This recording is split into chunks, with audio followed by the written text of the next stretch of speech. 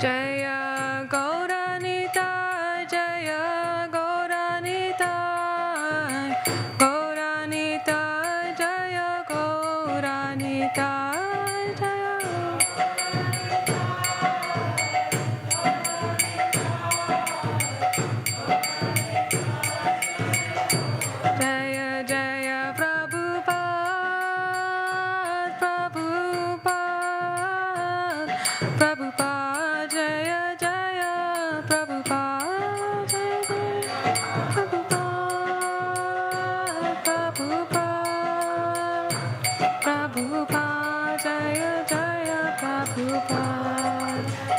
Janitai Gaura Premanande Haribo. Thank you everyone for very nicely joining in. It's nice to sing together. So we will just start by reciting the invocation prayers. If you would like to repeat after me, so we can begin. Om Namo Bhagavate Vasudevaya.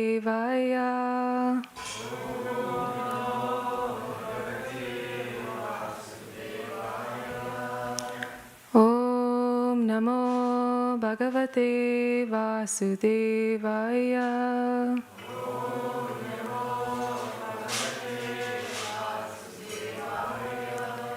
Om Namo Bhagavate Vasudevaya.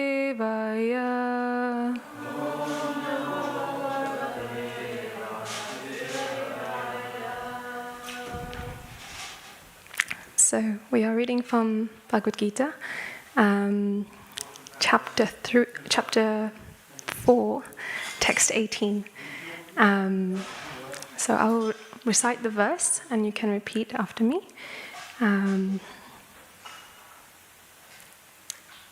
You should, it's just on the screen for you as well.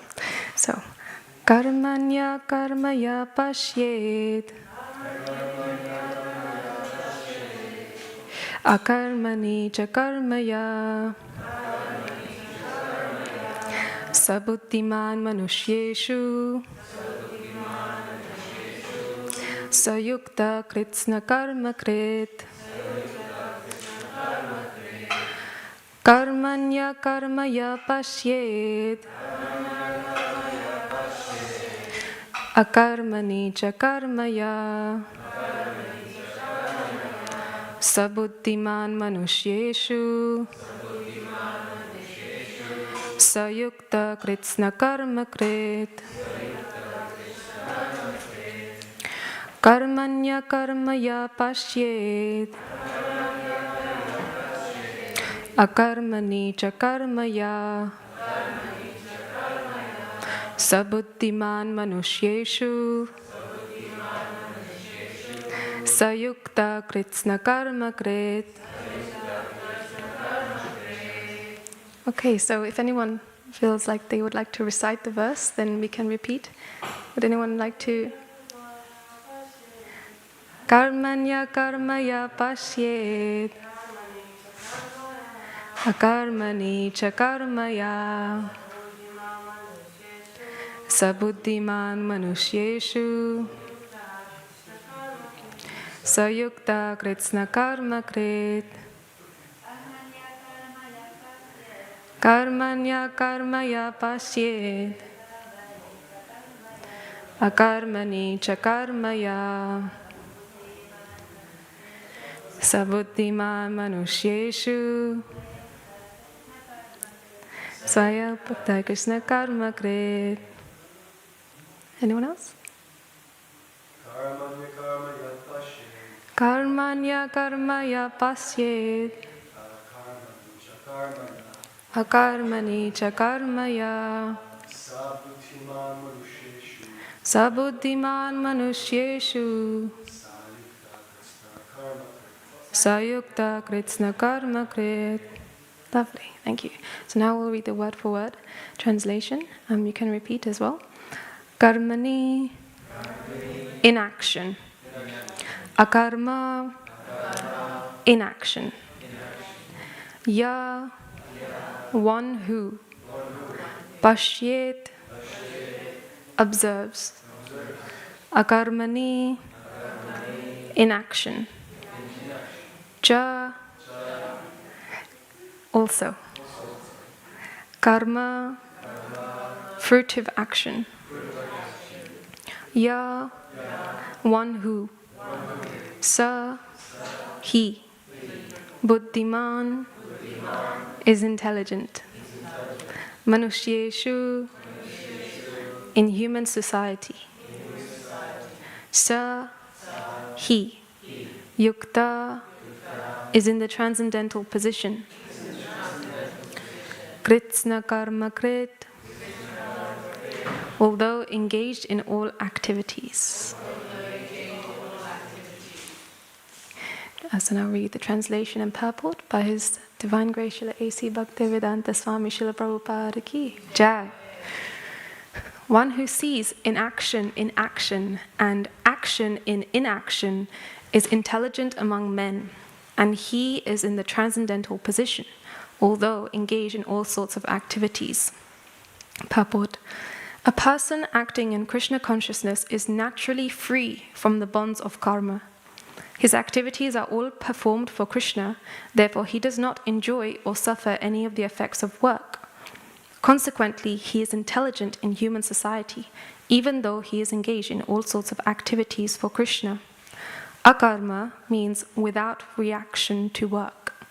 The impersonalist ceases fruitive activities out of fear, so that the resultant action may not be a stumbling block on the path of self-realization, but the personalist knows rightly his position as the eternal servitor of the Supreme Personality of Godhead. Therefore, he engages himself in the activities of Krishna consciousness. Because everything is done for Krishna, he enjoys only transcendental happiness in the discharge of this service. Those who are engaged in this process are known to be without desire for personal sense gratification. The sense of eternal servitorship to Krishna makes one immune to all sorts of reactionary elements of work. So we'll just recite the prayers to invocate blessings from the Acharyas. If you know them, you can join.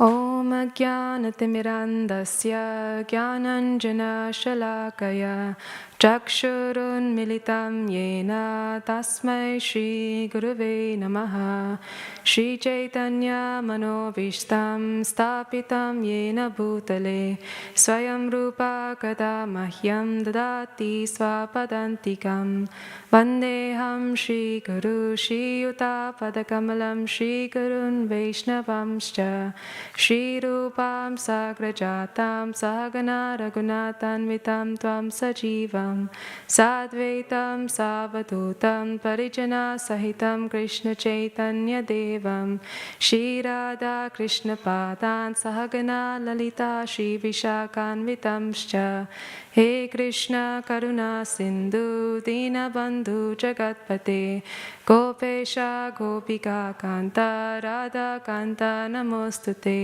Tapta Kanchana Gaurangi Radhe Vrindavaneshwari Vrishabhanu Sute Devi Pranamami Hari Priye Vancha Kalpatarubhyascha Kripa Sindhubhya Evacha Patitanam Pavanebhyo Vaishnavebhyo Namo Namaha Namo Vishnu Padaya Krishna Prastaya Bhutale Srimate Bhaktivedanta Swami Niti Namine Namaste Saraswate Deve Gauravani Pracharine Nirvishesha Shunyavadi Pastyatya Deshatarine Jaya Shri Krishna Chaitanya Prabhu Nityananda Shri Advaita Gadadhara Shri Vasadi Gaura Bhakta Vrinda Hare Krishna Krishna Krishna Hare Hare Hare Rama Rama Rama Hare Hare. Thank you. So yes, this is a very wonderful verse. And just before I begin, I want to thank everyone for taking the time to be here.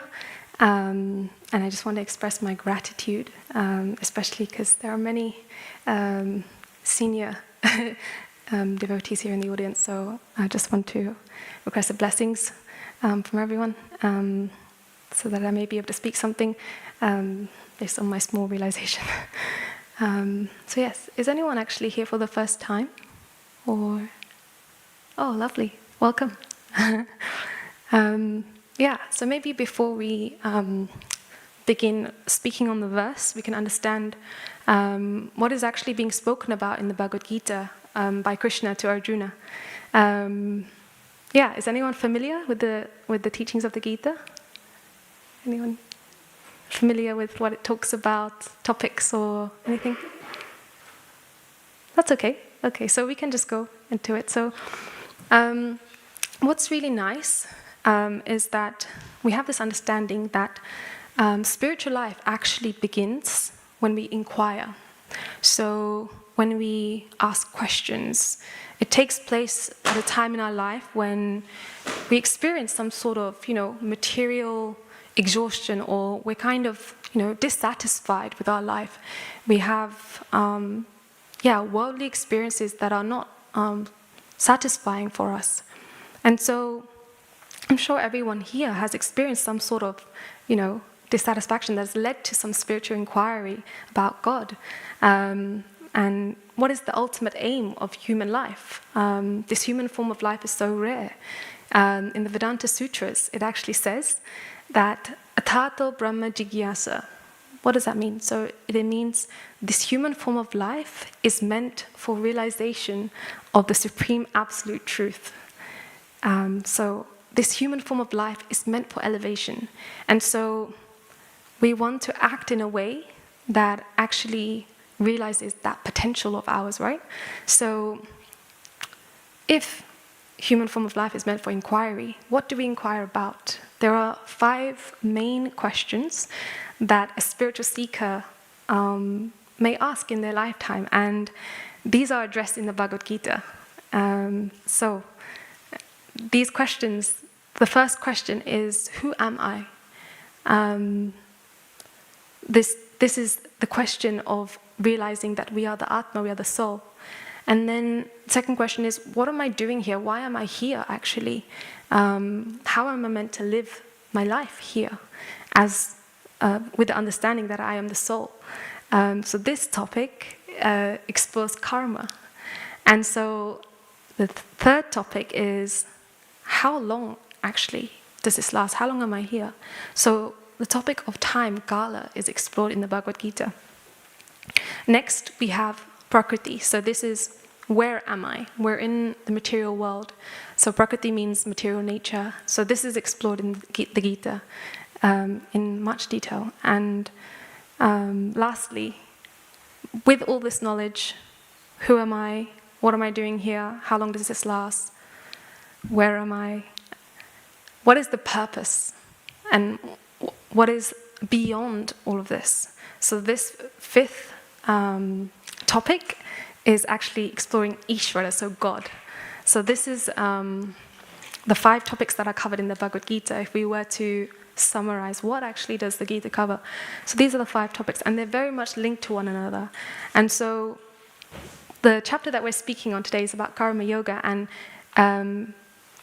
especially if we want to understand karma, then it is important to understand it in relation to the 2 other topics, which is who are we, so Atma, and who are we acting for, so Ishvara. So when we understand those 2 things, then we can understand our activities of karma in a more holistic way. We can understand it in a more broader sense. So if we just track back